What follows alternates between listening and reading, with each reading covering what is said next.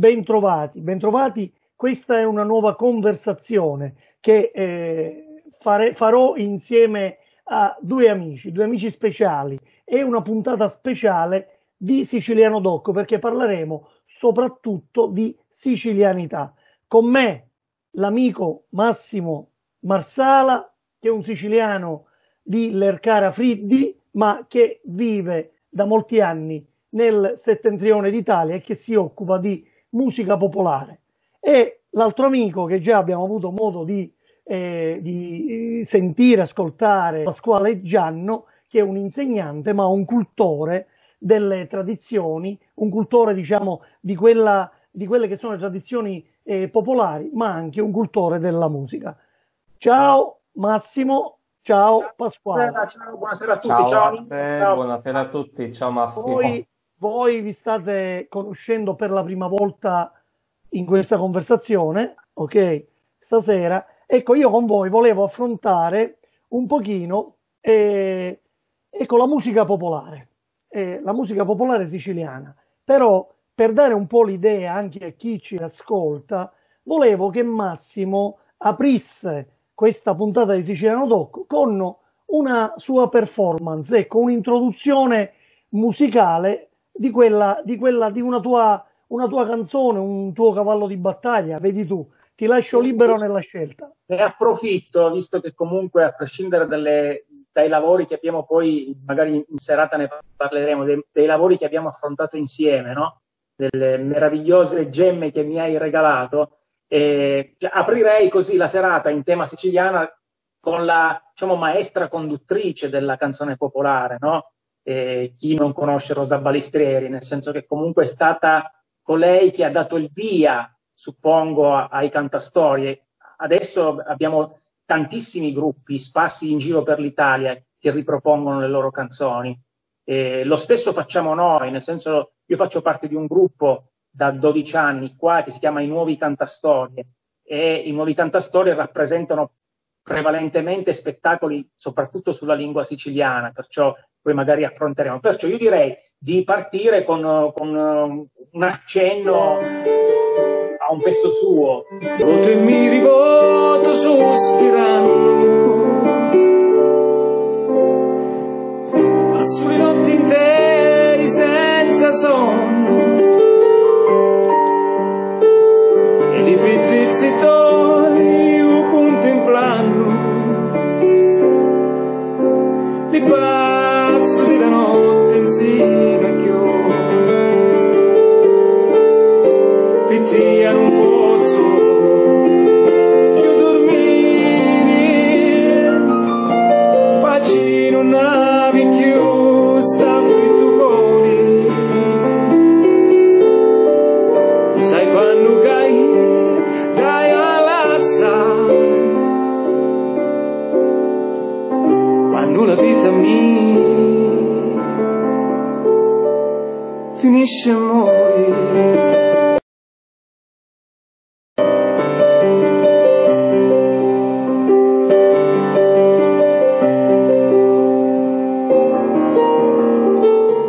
Un omaggio alla grande Rosa. Rosa Balistreri, che Bravo.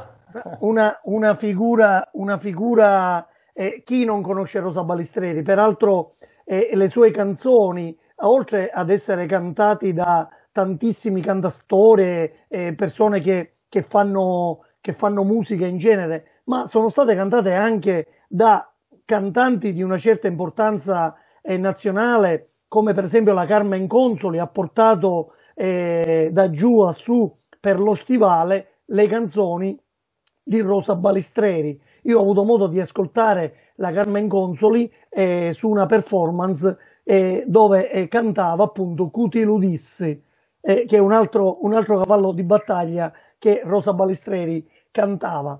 Proprio su questa canzone, Massimo, non so se voi lo sapete, ora ci confronteremo, io ho letto che praticamente questi versi Rosa Balistreri li trovò, però trovò solamente la prima quartina, quella che dà l'inizio alla canzone Mi voto e mi rivoto sospirando, ecco, e libri di dopo contemplando. Ecco, questa questi versi, poi Rosa Balistreri ne aggiunse altri, però c'è una particolarità nel primo verso. Massimo, mi reciti il primo verso e la prima quartina della canzone?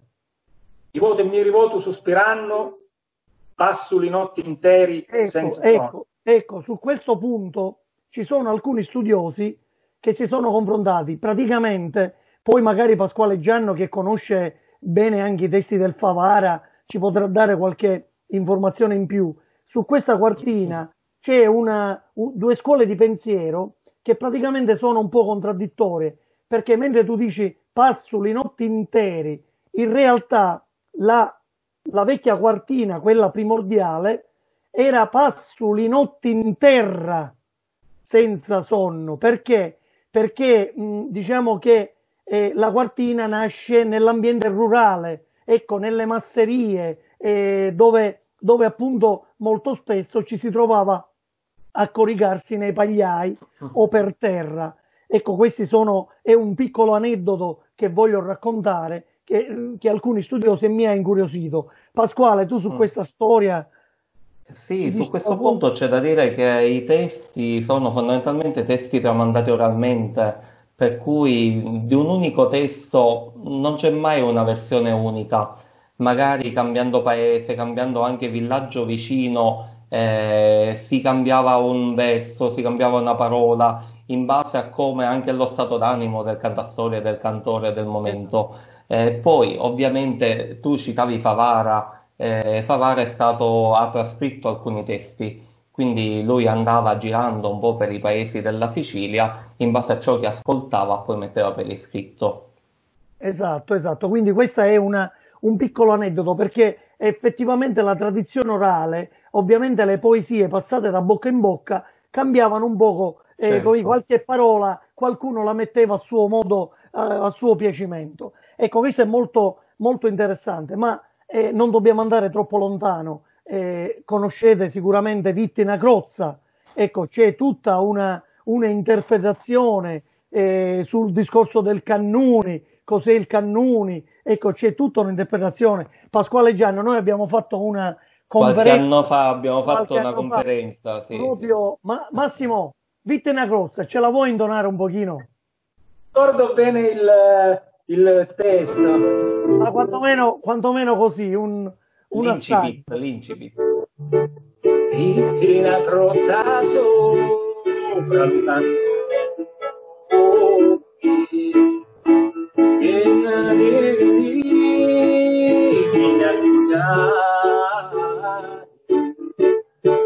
ti chiama rispondio un gran dolore, ossi senza voi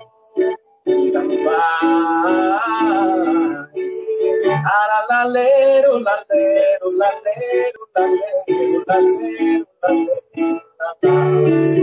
E mi hai preso alla sprovvista. No, però ovviamente... Avevo arrangiato, tanti anni fa, avevo arrangiato anche questo pezzo, fatto in maniera molto più originale, Sì. però l'ho lasciato nel cassetto, nel dimenticatoio, nel senso, canzone famosissima, conosciuta tutto il mondo, però è più caratteristica nei posti proprio caratteristici, quando uno vuole richiamare la Sicilia. Questo Sì, è... ma infatti questa è, diciamo, che è la canzone siciliana forse più famosa al mondo. Pasquale, Per noi eccellenza, sì. esatto, Pasquale, noi per quanto riguarda questo giallallero avremmo qualche cosa da aggiungere.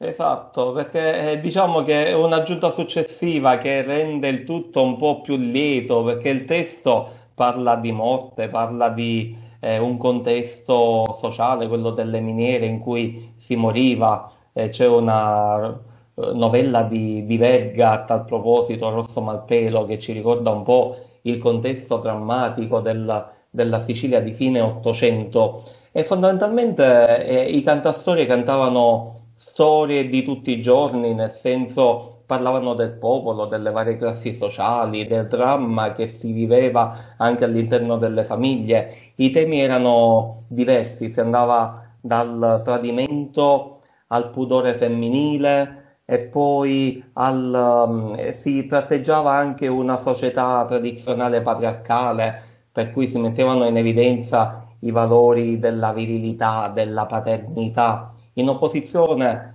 solitamente a questa donna che un po' era succube dell'autorità del marito a casa.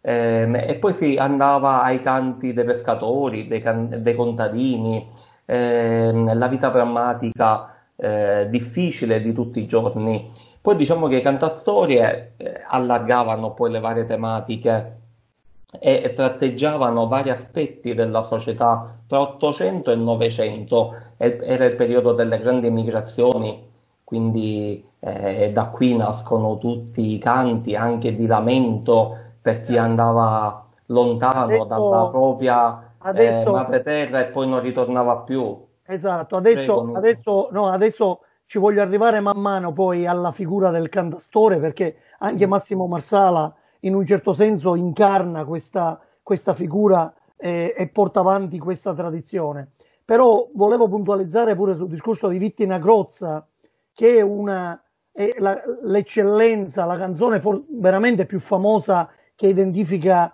la sicilianità, però è stata soggetta nel tempo a varie interpretazioni, perché molti come dire, ambientavano nel periodo della guerra, ecco, Vittina Crozza, quindi il teschio, Il ecco, teschio. un cannone che pareva tipo una specie, in realtà è ambientata proprio nelle miniere di zolfo, ecco, è ambientata lì dove molto spesso, per esempio nell'Agrigentino Pasquale, Sì, sì, l'Agrigentino, le miniere il erano contesto è quello. molto spesso si rimaneva vittime di un'esplosione, di un cedimento Di strutturale del crolli all'interno terreno, delle miniere. si rimaneva morti lì dentro e non c'era per loro un funerale. Ecco perché la canzone dice morivi senza tocco di campane. Ecco perché a questi non era dovuto, non si poteva fare il funerale regolarmente. Ecco, è veramente anche attraverso le canzoni Pasquale e Massimo, ecco, si traccia anche, come dire, un profilo antropologico di quella che è stata Certo. la nostra civiltà nel tempo. E queste sono veramente cose che non dobbiamo disperdere. E l'obiettivo di questa, chiamiamola trasmissione, conversazione tra amici, vuole essere proprio questo, vuole ridare anche una certa dignità, una certa memoria a questa parte di cultura popolare che ancora vive, ancora c'è, vive ed è molto e vive nel sentimento, ecco, del popolo. Poi volevo ricollegarmi un attimino a Pasquale per il discorso della famiglia patriarcale. È vero che comunque un tempo l'uomo era visto, però ci sono molti studiosi che un po' ci hanno filosofeggiato un po' sopra alla figura patriarcale, perché in realtà lo hanno sminuito questo marito, questo padre padrone, è stato un attimino sminuito. E voglio sfatare questo mito. Alcuni studiosi dicono che in realtà a comandare è sempre stata la moglie, è sempre stata la donna, perché ci diceva moglie o marito. Praticamente faceva scegliere il marito. Che fai? C'è ne tua cognata stasera? E tu ci dici, c'è moglie, emoci. Quindi cioè, si andava. Infatti c'è sempre questo doppio senso, il fatto che il marito deve emergere in quanto ha autorità, virilità, e poi alla fine domina sempre la donna, quindi anche nei cantastorie, nei canti antichi emerge sempre il tentativo da parte degli altri di beffeggiare il padrone della situazione, il padre, l'uomo, Una parentesi e che trovare tutti i meccanismi per prenderlo in giro. Intorno infatti alla famiglia patriarcale, molti ci hanno un po', come dire, io ci dico in siciliano, ci hanno raccamato di sopra, ecco, un po' di filosofia non fa male ogni tanto. E volevo invece fare una domanda a Massimo. Massimo, tu che prosegui con questa attività musicale, come vedi, che interesse noti, come dire, nella società, nel pubblico, insomma, verso questo genere di musica?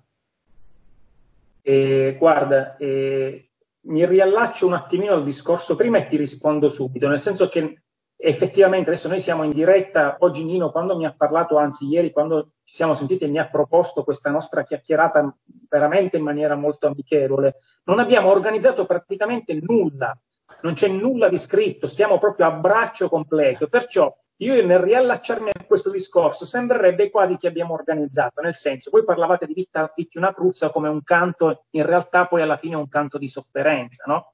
Parlavate appunto delle miniere. Noi un paio di mesi fa abbiamo appunto, noi come Cantastorie abbiamo realizzato uno spettacolo che si intitola Manca l'aria, che è appunto dedicato alle miniere, alle surfatare siciliane, e che ha avuto un enorme riscontro, nel senso, in questo spettacolo che dura un'ora e mezza c'è veramente tanto senso come posso dire, di dolore, perché comunque il passaggio è quello, e mi riallaccio a questo discorso, come lo vive la gente. Noi, ripeto, c'è tanto interesse. Tu considera che noi qua al nord abbiamo una grandissima, che sia Torino che possa essere Milano, c'è una grandissima comunità siciliana, ci sono tantissime associazioni. Ogni qualvolta noi ci spostiamo o presentiamo uno spettacolo in lingua, e noi ne abbiamo più o meno 2/3 adesso con Manca l'aria, perché manca l'aria, che è questo spettacolo sulle miniere, l'80%, il 70% è parlato anche in lingua siciliana, no? La risposta è veramente presente, a prescindere che possa essere gratuito o meno, non è tanto quello, c'è proprio un interesse. Naturalmente l'età media è molto avanzata, poi ci sono, è naturale, no? Perché gente che ha vissuto l'immigrazione negli anni 50 si ritrova a 65 anni, 70 anni e rivede questo come rivedere un po' la propria vita, affrontare la propria vita. Noi abbiamo anche uno spettacolo Storie di Terroni, che è lo spettacolo che abbiamo poi mandato in onda in diretta con Nino, con TVBN, che appunto ripercorre l'immigrazione dalla Sicilia al nord nei famosi anni 50. Perciò l'interesse è anche commovente, nel senso che comunque vedi questa gente presa da queste storie. Perciò la risposta è veramente positiva, nel senso, sotto quell'aspetto, nel senso sotto un aspetto emotivo. Poi può piacere o meno, può piacere come è rappresentato, quello ognuno ha i propri gusti, possono piacere o meno le musiche. Noi abbiamo un misto di musiche e racconti. Io non avrò avuto l'occasione di assistere a qualcosa, perciò ti dico, è da esplorare la riscoperta di quello che fu.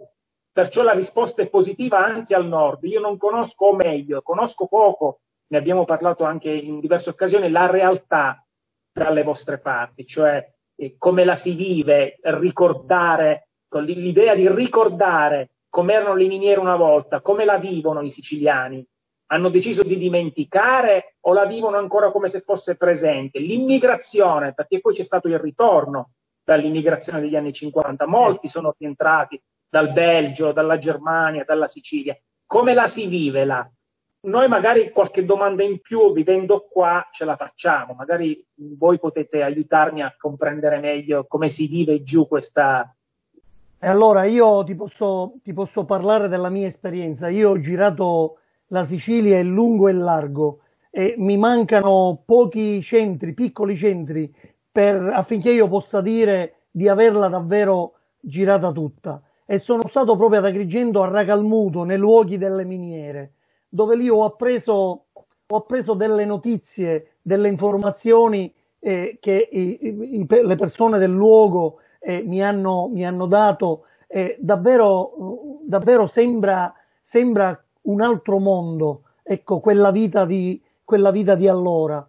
Considerate che c'erano i carusi che lavoravano nelle miniere, perché i cunicoli erano talmente stretti che a volte solamente un caruso poteva entrare a fare determinati lavori. È una cosa veramente, uno spaccato di vita siciliana dura, di lavoro, di sacrifici, di stenti e di povertà. E mi viene in mente, Massimo e Pasquale, visto che noi parliamo di miniere, ma parliamo anche, e poi mi riallaccio anche al discorso delle cantastorie, mi viene in mente una famosa poesia di Ignazio Buttitta, Luceno di Lusuli, cantata da tantissimi cantastorie siciliani, che praticamente la tragica avventura di Turiscordu, Surfararu, abitanti a Mazzarino,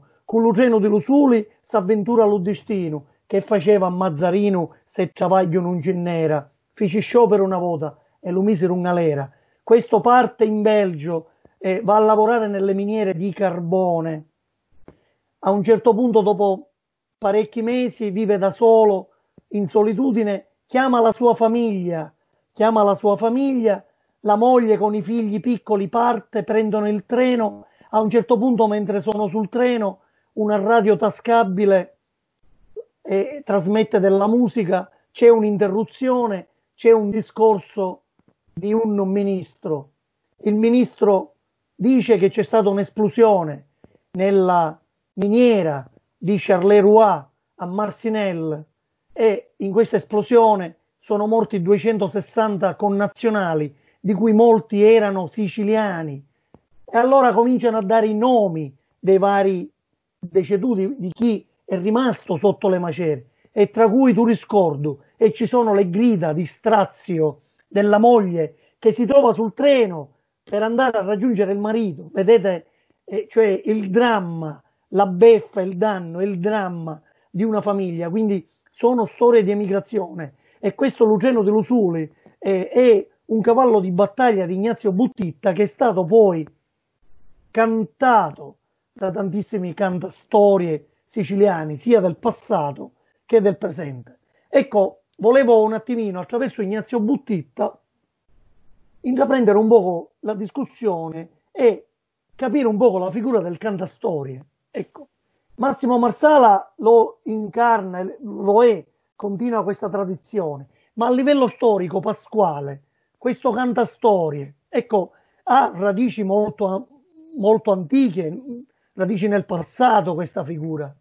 Ma ricercare le origini dei cantastorie ci riporta indietro proprio nei secoli della cultura siciliana, ma anche millenni possiamo dire, perché tutti i poemi epici dell'antichità ci parlano di aedi, di cantori, di rapsodi, che non erano altro che figure che tramandavano di generazione in generazione oralmente dei canti che memorizzavano. Molto spesso questi cantori erano anche ciechi, e da qui poi in Sicilia, ne abbiamo testimonianza fino agli anni 50-60, ritroviamo ancora gli orbi cantastorie, che non erano altro che dei cantastorie che si dedicavano fondamentalmente alle litanie, agli inni sacri, al racconto della storia di vita di santi e dei loro miracoli, oppure litanie a San Giuseppe o alla Madonna. Io ti devo dire vi devo raccontare una chicca che ho da poco scoperto, che riguarda anche Trapani. Ho scoperto che tra la fine dell'Ottocento e gli inizi del Novecento anche a Trapani c'era testimoniato qualche orbo cantastorie, le cui tracce si perdono più o meno negli anni '20, quindi negli anni del fascismo. E la figura del cantastorie nella tradizione siciliana è fondamentale, perché i cantastorie, come stavo dicendo prima, si spostavano da paese a paese, avevano la funzione un po' dei giornalisti oggi, quella di portare, diffondere le notizie, le storie dei banditi, dei mafiosi, della moglie che era stata uccisa. Tra questi, ad esempio, basti ricordare la baronessa di Carini, ad esempio, che è uno dei canti più famosi che vennero tramandati per decenni in tutta la Sicilia.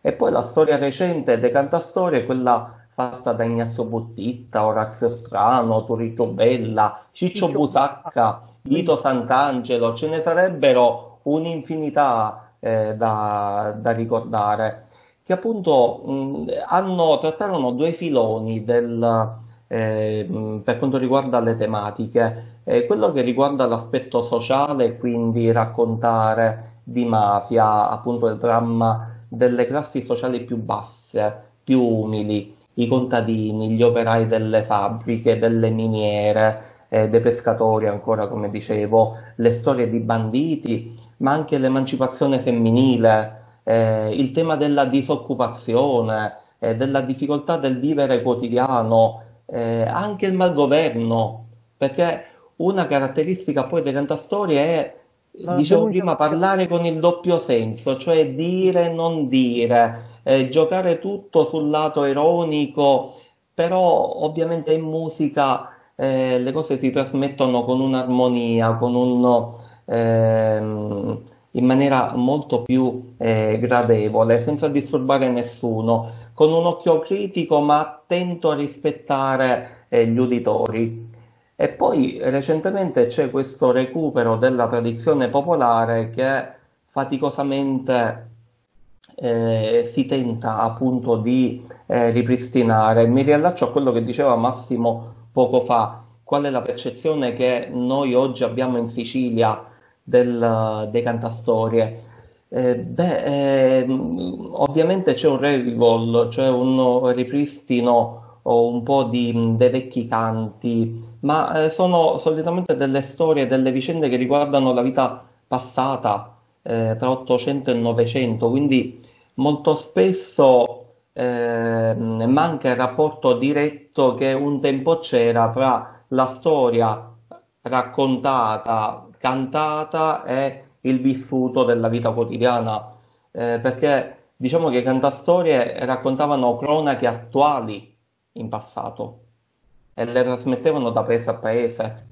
Quello che manca oggi è proprio questo elemento dell'attualità, della contemporaneità, per cui ci sarebbe questa esigenza da Era parte quasi dei un tanti giornale vivente, cantastorie che ancora ci era quasi sono. un giornale vivente, dico. Certo, Perché il cantastorie era vissuto e visto come colui che girava il famoso tabellone o indicava, quella era, diciamo che esatto. sostituiva quasi il giornale. Se tu mi Giornale. parli di Vaticano, ok? Sì, sì, Bene. benissimo. Infatti il cantastorie aveva come dire, anche non solo il discorso di intrattenere con le cantate, anzi le cantilene, perché molto spesso erano delle cantilene, comunque le cantate, ma era quello di portare notizie di un luogo ad un altro. Quindi era diciamo il giornalista, come dire, il Sì, giornalista, del come dire, tempo. il social di un tempo.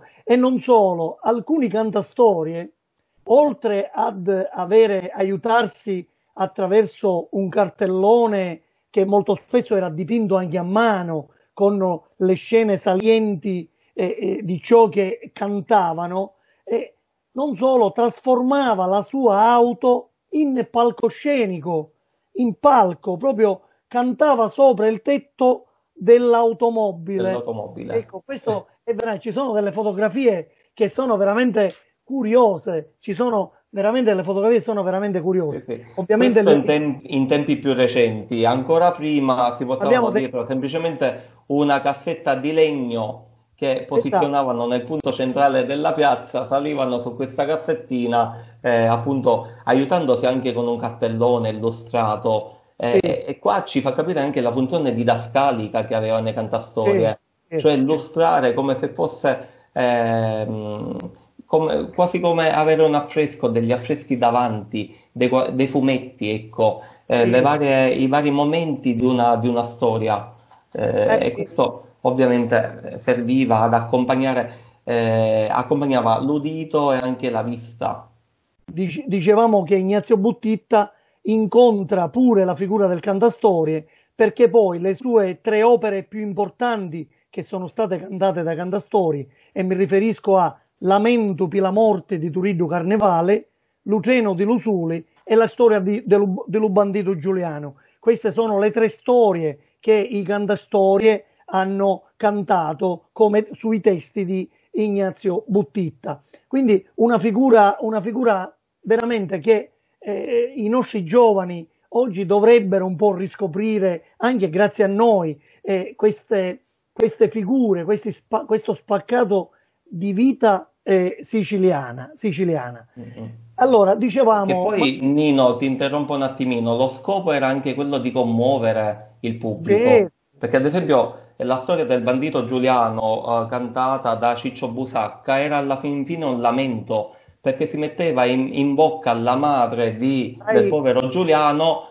il fatto che lei ovviamente aveva preso la notizia che il figlio era Sì, stato ucciso barbaramente a Castelvetrano e quindi si lamentava, un po' sì. una specie di lamentazione funebre alla fin fine. E quindi il pubblico si commuove, si Allora commuoveva io, così come Pasquale, la madre.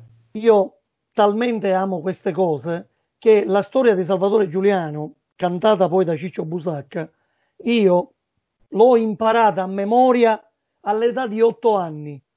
Ancora oggi io la so a memoria e l'ho registrata in una puntata di Siciliano Doc che è sul mio canale YouTube, quindi si può andare a vedere. Solo che anziché metterci la cantata, io l'ho fatto tutto a mo' di recitazione. Ecco, è questa la differenza, ma il testo diciamo è È uguale. quello. Massimo, uno degli ultimi, ce ne sono diversi, io ne conosco diversi in Sicilia che ancora continuano, ma uno degli ultimi, lui si fa chiamare Aedo, la Edo dell'Etna, è sicuramente Alfio Patti, che ha Sì. recensito anche un tuo CD, noi lo conosciamo molto bene, oltre alla sua bravura, ma lui è uno di quei cantastorie professionisti, cioè lui è uno, forse, non so se ce ne sono Forse è altri, l'unico, forse è Nino, l'unico, attualmente è ecco, l'unico. cantastore professionista, Massimo. Ma guarda, Alfio Patti è un incontro incredibile con Alfio, nel senso non ci siamo visti di persona, ci siamo ripromessi di incontrarci, ma abbiamo avuto parecchie ore di chiacchierate anche telefonicamente, no? Un personaggio, sicuramente uno degli ultimi che è rimasto, perciò so di sue rappresentazioni anche all'estero, Argentina, Uruguay, nel senso e riesce comunque ad avere un seguito incredibile perché riesce a riempire, ho visto uno spettacolo che ha fatto in Argentina con un teatro strapieno e per quello che posso vedere lo seguo ancora, è comunque uno che riesce ancora è brutto dirlo, ma lo diciamo, a lavorare con questa figura, con la figura del Sì, cantastorie. sì, sì, sì. Potrà essere comunque un grande cantore, no? Nel senso che lui rappresenta ancora veramente forse il vecchio cantastorie, mentre oggi come oggi c'è forse un'esagerazione nel presentarsi come cantastorie, perché ti dico, nel nostro piccolo noi non siamo professionisti, siamo dilettanti proprio quasi allo sbaraglio. Noi abbiamo iniziato circa 12 anni fa, scrivendo, mio fratello scrive questi spettacoli che sono, ma non perché mio fratello, ma sono veramente meravigliosi, ti trascinano, è come vedere un film, perché chi viene a vedere un nostro spettacolo non viene né a vedere un concerto musicale, anche se poi nello spettacolo ci sono 12-13 canzoni, perciò è come se vedere un concerto, perciò è metà uno spettacolo, è metà un concerto, metà un film, è come se fosse un film.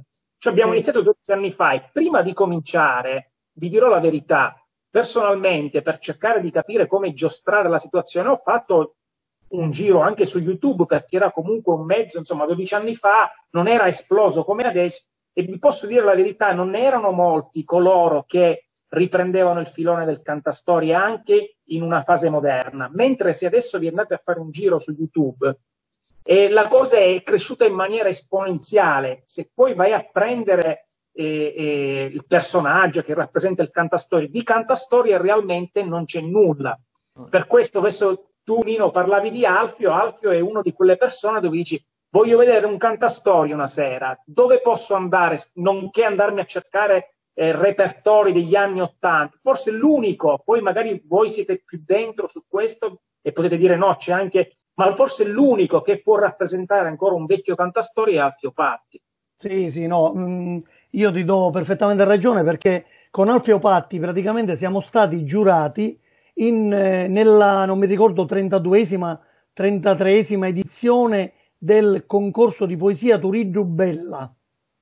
Turiddu Bella a sua volta un poeta e anche un cantastorie, è molto famosa, c'è su YouTube diciamo, il duetto che fa con Ciccio Busacca o Orazio Sciano, non mi ricordo, no, credo Ciccio Busacca, e Turiddu Bella sulla figura della donna. Su YouTube c'è ed è spettacolare. Sono versi di Turiddu Bella che tutte e due poi hanno, come dire, hanno recitato duettando. È qualcosa di spettacolare. Quindi con Alfio Patti siamo stati 2 o 3 giorni insieme e poi ce ne siamo andati a mangiare a cena. Lui che fa?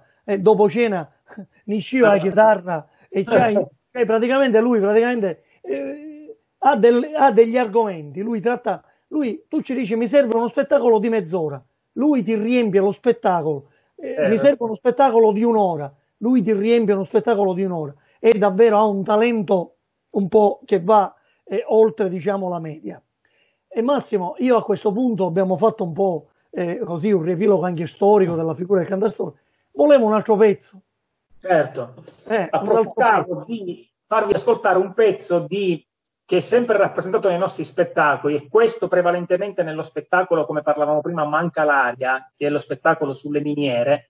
È uno spettacolo di Pippo Pollina. Non so chi di voi conosce Pippo Pollina. Pippo Pollina è un cantante nato a Palermo, perciò sicilianissimo, ha girato il mondo, adesso lui vive in Svizzera, ed è in Svizzera, in Germania, in Austria, è conosciuto come Ramazzotti da noi in Italia. Questo per farvi capire quanto sia apprezzato all'estero questo personaggio. E ha scritto diversi album, ha presentato anche uno spettacolo su Ustica, uno spettacolo bellissimo, e questo brano è tratto da questo spettacolo su Ustica che noi abbiamo preso e trasferito nelle miniere di Marsinelle, nonché di Riesi, perché quello spettacolo sulle miniere era dedicato a un'associazione di Riesi. Vedi che si ricollega tutto, e anche se non ne avevamo parlato, con Nino esce fuori anche questo.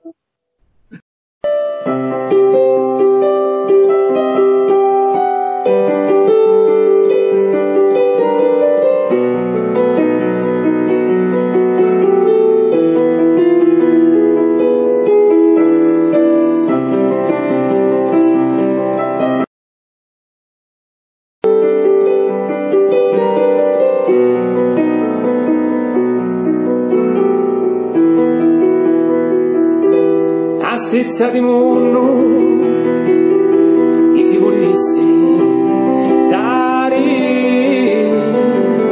in tali necchi di sto cielo antico,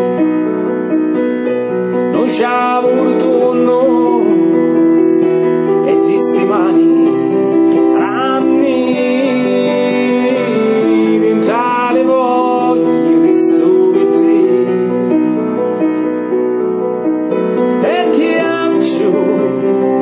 Senza sapere niente e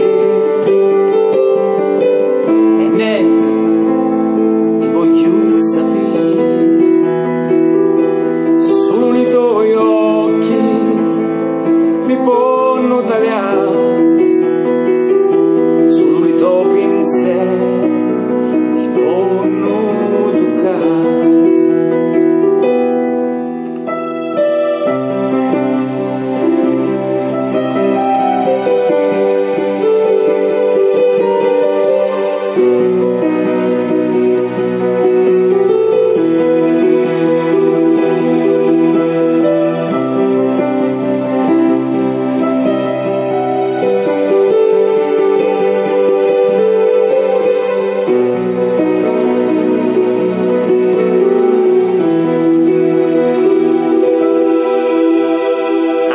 Di mondo e ti volessi dare dentro le necchie di sto cielo antico, un sciavolo d'uno e di stimani ranni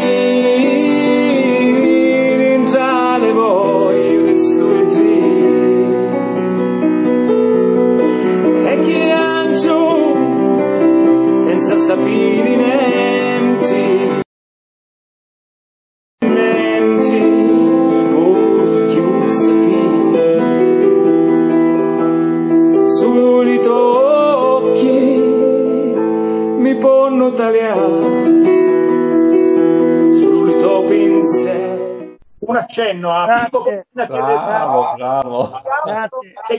Vi consiglio di andare alla ricerca di qualcosa di Pippo Pollina, perché è un cantante, un personaggio molto impegnato. Fin quando lui ha vissuto in Sicilia ha collaborato, ha avuto delle collaborazioni anche come, diciamo, giornalista con Pippo Fava. nel senso seguiva Pippo Fava, insomma si occupava della parte sporca della ricerca di tutte le cose losche che c'erano in quel periodo, perciò ha collaborato con Fava e ha avuto una crescita esponenziale, nel senso nel sociale anche. Un cantante, ripeto, se non l'avete mai sentito, segnatevi questo nome, Pippo Pollina, e vale veramente la pena ascoltare i suoi lavori. Un personaggio strepitoso. Lo faremo. Dimmi Pasquale. No, volevo chiedere a Massimo che strumenti musicali utilizzate Allora, durante i concerti. i nostri sono spettacoli molto articolati, nel senso abbiamo degli spettacoli come Storie di Terroni, che ogni volta poi cambia in base a quanti si è, perciò può esserci il pianoforte, le chitarre ci sono, c'è il violino, c'è la fisarmonica, ci sono le percussioni, insomma noi quando ci muoviamo per uno spettacolo del genere siamo sempre 13-14 persone. Abbiamo anche un spettacolo su Falcone e Borsellino che è L'Albero e la Via, anche quello è abbastanza numeroso. Poi ripeto, negli anni si cambia, come tu ben sai, soprattutto quando fai musica, a volte ci si riduce, magari a che eravamo 12 a che siamo in 5, perché è anche difficile, tu sai benissimo, anche negli spostamenti, la logistica, le prove, insomma, la musica, soprattutto se non lo fai per lavoro, diventa di difficile gestione. Perciò, siete tutti nativi siciliani? Vi siete conosciuti lì? Questa è una bella domanda. Siamo molti siciliani all'interno del gruppo, si sono uniti, ci sono dei pugliesi, ci sono anche dei piemontesi, perciò è un'amalgama interessante, devo dire la verità, hanno tutti abbracciato con gran piacere questi progetti. Ripeto, sono prevalentemente poi in lingua, perciò non tutti, e invece in realtà ci ha accomunato questa voglia di stare insieme soprattutto, no? Molto bello. Io a proposito dei cantastorie che giravano per le città, volevo fare memoria di una figura un po' dimenticata, non so se voi la conoscete, è la figura di Peppe Schiera, è un palermitano. Peppe Schiera è un palermitano, praticamente è un poeta improvvisatore, un po' sulla falsariga di Pietro Furgione, non so, di Pietro Furgione sicuramente ne avete sentito parlare. Ecco, Peppe Schiera è più recente perché la sua vita risale ai primi del Novecento e lui era un vagabondo, viveva di piccoli fruttarelli, era considerato il più piccolo di 18 figli, quindi povero assoluto, vagabondo, e questo che faceva? Recitava dei versi improvvisati facendo denuncia sociale. Molto spesso recitava dei versi contro il regime fascista, contro Mussolini. Quando le autorità lo hanno scoperto, praticamente Mussolini, quando veniva a fare visita a Palermo in Sicilia, a lui lo arrestavano come misura preventiva. Cioè, vedete il paradosso? Cioè, questo poveraccio vagabondo fa denuncia sociale attraverso i suoi versi, li va decantando, li declama così per strada, suscitando un po' l'attenzione del popolo. Ecco, viene arrestato come misura preventiva qualora il duce doveva fare visita nella zona, quindi veniva pure arrestato. Cioè, la storia di questo Peppe Schiera è un po' mi fa tenerezza, perché lui poi praticamente ha avuto un colpo di fortuna, è stato notato da un capocantiere che stavano facendo una strada a Palermo sotto Monte Pellegrino, dove lui era la zona che diciamo prediligeva, e stava facendo una strada, gli fece pena e lo ospitò a casa sua, gli diede un tetto. Questo che cosa fa? Si innamorò della figlia di questo e fecero la fuitina, quindi col matrimonio riparatore diciamo che lui si accasò. E poi lo sapete come andò a morire? Andò a morire a causa di un bombardamento del 43. Ecco, questa è la storia di questo Peppe Schiera, che io lo porto un po' come esempio, come aneddoto storico, ma ce ne sono diversi. E mi viene in mente sulla falsariga forse il più famoso è comunque Pietro Furgiuni, che lo possiamo collocare un pochino come il cantastorie per eccellenza, anche se ha cantato in un'epoca diciamo un po' più remota, parliamo del 1600, lui verosimilmente del 1603, morì alla fine del 1600, quindi anche lui fu un improvvisatore diversi, e soprattutto la cosa che più stranizza, che all'epoca lui riusciva a girare per i vari paesi della Sicilia. Ragazzi, all'epoca non era semplice andare da qui per esempio a Custonaci, certo. Lui dalle cronache ci risulta che invece girava per i vari paesi, faceva lo spaccapietre, diciamo pirriaturi. Ecco, questa è la storia un po' di Pietro Giuni, che si colloca in questo filone della poesia tradizionale. Allora, io dico che il nostro confronto è stato non bello, stupendo, bellissimo, perché abbiamo toccato veramente un punto a me molto caro, che spero possa essere caro anche a chi poi ci ascolta, ma soprattutto ai giovani, per come dire, comprendere, ecco, uno spaccato di vita sociale e anche artistico che oggi è completamente diverso. Parlavamo che il cantastorie metteva il popolo in piazza, oggi la piazza è sui social. Ecco la differenza, Massimo. Manca, partiamo da un presupposto che ormai ne parlavamo anche tempo fa io e te.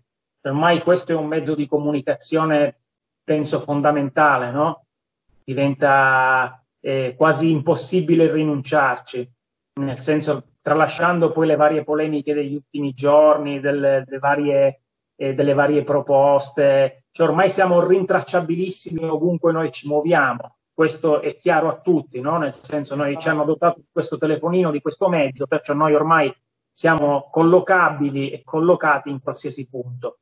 L'arte vera e propria, poi alla fine, devi andarla ad assaporare dal vivo, penso, e questo sia anche vedere uno spettacolo come può essere uno spettacolo sui cantastorie, guardarlo in televisione o assaporarne i momenti quando sei dal vivo, sono due cose completamente differenti.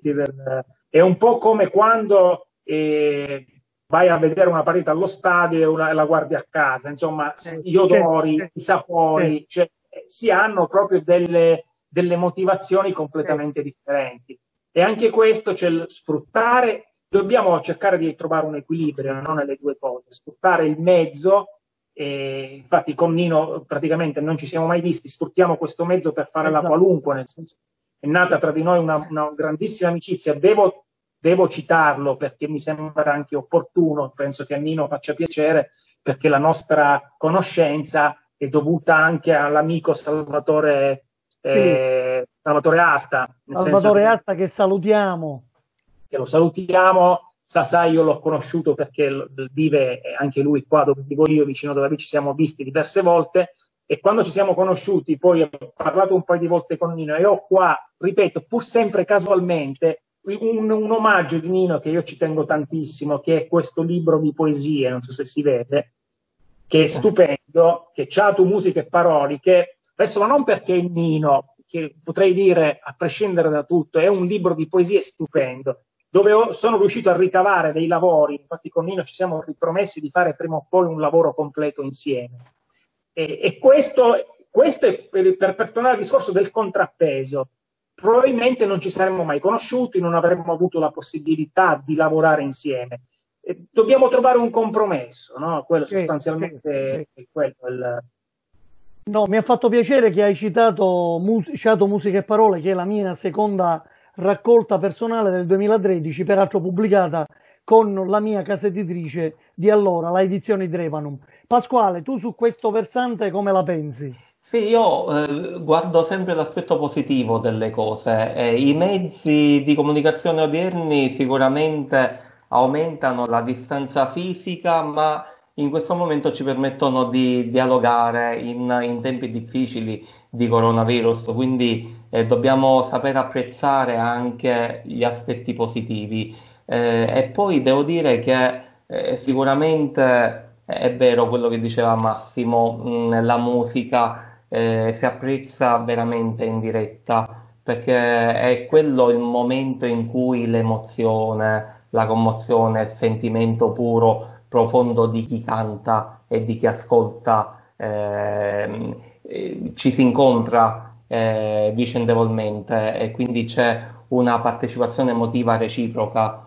Sarebbe bello ritornare nuovamente nei vecchi teatri, nei teatrini, nelle piazze. Questo un po' Lo penso speriamo, che sia il sogno di tutti noi. lo speriamo, lo speriamo. Di incontrarci nuovamente, di abbracciarci.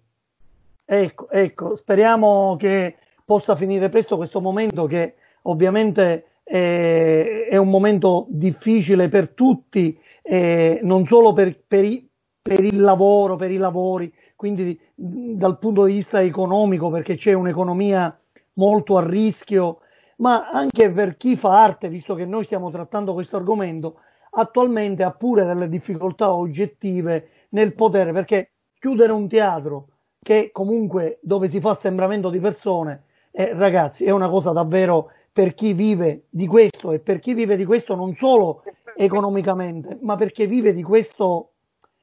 Non ti vediamo più, Massimo, ecco, adesso sì, perché vive di questo anche a livello sentimentale, ecco, verso le forme d'arte, è veramente davvero un problema. Io volevo chiudere, siamo in chiusura, la puntata, volevo far fare a Massimo un ultimo pezzo e dopodiché volevo fare memoria di un cantastorie locale che non è più tra noi. Quindi Massimo, a te la parola per un ultimo pezzo, se lo puoi fare. Ne approfitto innanzitutto per leggerti due righe. Sì. Mi sentite? Sì. Questo è uno forse il primo brano che ho estrapolato da questa raccolta di poesie di Nino, che se non erro, lo dicevi prima tu, del 2013, o sbaglio, Nino? Sì, 2013. Sì, questo è il 2013. C'è in questa canzone che è Se tu putissi, che abbiamo rifatto, poi anche Nino ci ha lavorato con un video molto bello, c'è chiamiamolo paragrafo prima della lettura della poesia che dice, ed è incredibile, no? Sembra fatto apposta, perché se ci pensi bene, non so se ci sei arrivato dove voglio arrivare, Nino. Dice testualmente, dedicata a Cupenza che a tutto finiu per sempre. Perciò leggiamola nel momento in cui siamo, guardiamola nel momento, perciò dedicata a Cupenza che tutto finiu per sempre e non c'è allora, non ci vedo bene, e non c'è nisciuta dei problemi che la vita duna, arrennisi mai. Questo è quello che diceva Nino nel 2013, che è rapportato adesso, è proprio un messaggio... Diventa attuale. È molto attuale. Ovviamente la poesia... Io conosco la poesia, conosco bene. La poesia è dedicata a un mio caro, che non mi va qui di citare, un mio caro che proprio in quel momento particolare della vita si è un pochino smarrito, ecco, mettiamola in questo caso. Quindi la mia poesia voleva dare coraggio a questa persona che stava dimostrando una fragilità a livello psicologico e anche fisico. Massimo, a te la parola.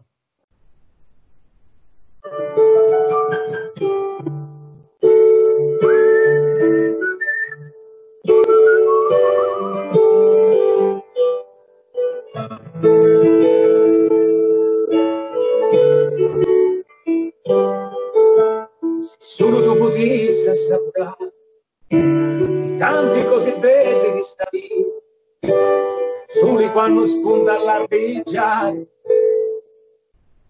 una sopra un cielo che ti sia, gli occhi della gente lo cantare, che melodioso quasi ti dà un vita, disastro e pensi di mare, c'ha dalla tua spiaggia consigliata.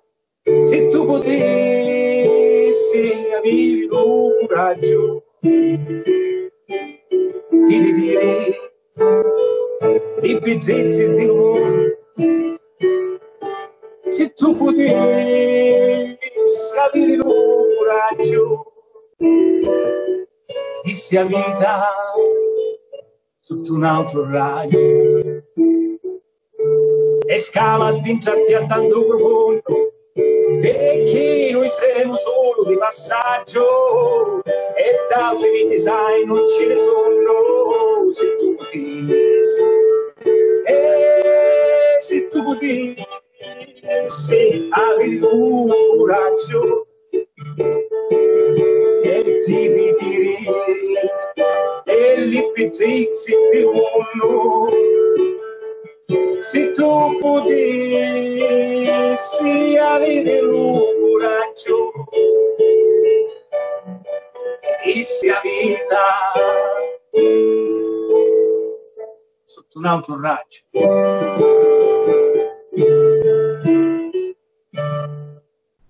Bellissima. Grazie Nino di questa perla. Questa è una perla. Grazie a te per averla musicata, perché con la musica è cantata poi da te, è veramente a me mi emoziona e mi commuove anche ogni volta che la sento, ma anche l'altra mi commuove, questo un pochino di più, perché forse è più sentita, anche quando io l'ho scritta la sentivo particolarmente la poesia, e quindi ti ringrazio.